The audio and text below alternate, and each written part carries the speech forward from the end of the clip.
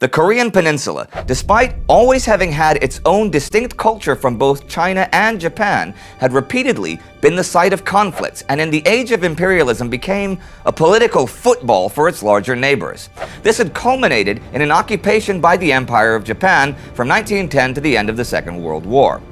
After the Japanese surrender, Korea was divided, much like Germany, into zones of occupation between the Allied powers. The north was administered by the Soviet Union under Joseph Stalin, the south controlled by the United States.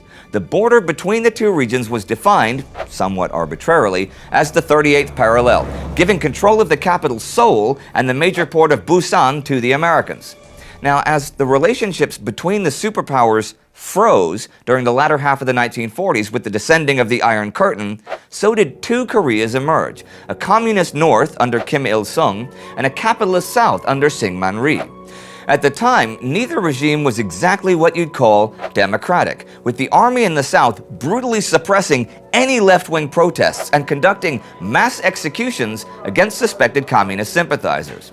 Although both sides sought control over the entire peninsula, the political divide made this increasingly unlikely via peaceful means. With both Americans and Russians withdrawing by 1949, the stage was set for war. Hostilities broke out June 25, 1950. In a well-coordinated surprise attack, North Korean forces crossed the 38th parallel, quickly routing their undertrained, under-equipped, and outnumbered South Korean counterparts. The small number of American troops still present also found themselves overwhelmed and unprepared. Thousands of Korean civilians and soldiers fled south ahead of the advancing Northern Army, and Seoul fell on the 29th.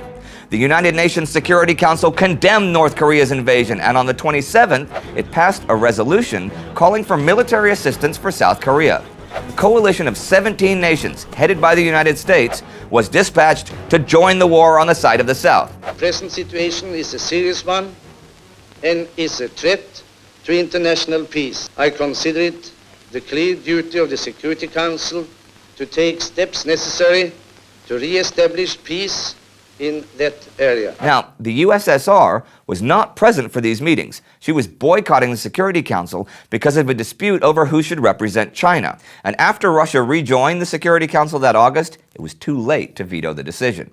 It would take a while, though, for the UN troops to arrive. In the meantime, in the weeks following the invasion, the US and South Korean forces found themselves pushed down towards the far south of the country, finally mounting a stand and establishing a line of defense near the port of Busan in August. On September 15, 1950, UN forces under the command of Douglas MacArthur executed a masterful amphibious invasion at Incheon, where they were able to establish a bridgehead. The northern forces, overstretched and demoralized, disintegrated. 2 weeks later, Seoul and the rest of the South were under UN control.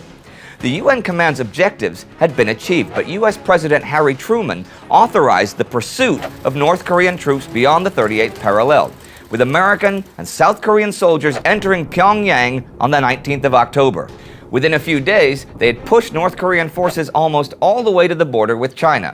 Now, China had already announced her intention to intervene on the communist side back in August. With the Americans approaching the Yalu River, the Chinese finally launched their counterattack on October 25th. After a decisive but costly victory at the Changchon River at the end of November, they were able to drive the UN forces out of the north. A courageous rearguard action by the Turkish contingent meant that most UN troops were able to successfully retreat south past the 38th parallel. With Kim Il-sung removed from chief command, the Chinese were the main fighting force on the communist side. They pressed forward during the early months of 1951, recapturing Seoul on January 7th, but their exhausted troops would soon lose momentum.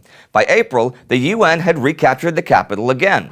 That same month, the charismatic but controversial General MacArthur, who had pursued an aggressive strategy, repeatedly challenged presidential authority and even considered launching nuclear weapons, was relieved of his duty. The Chinese spring offensive of April and May achieved little, despite covert support from Soviet MiG-15 jet fighters. And by the middle of the year, after inconclusive but costly fighting, the front line had settled back to the area around the 38th parallel. For the next 2 years, the war would be a bloody stalemate, with heavy losses, especially among the poorly equipped Chinese, as extended peace talks dragged on. Ultimately, after the death of Stalin in Russia and the election of President Eisenhower in the United States, an agreement was reached and an armistice signed on July 27, 1953. The front line became a demilitarized zone, a 4-kilometer-wide buffer zone patrolled by North Korean, South Korean, United States, and UN troops. It remains the most heavily fortified national border to this day.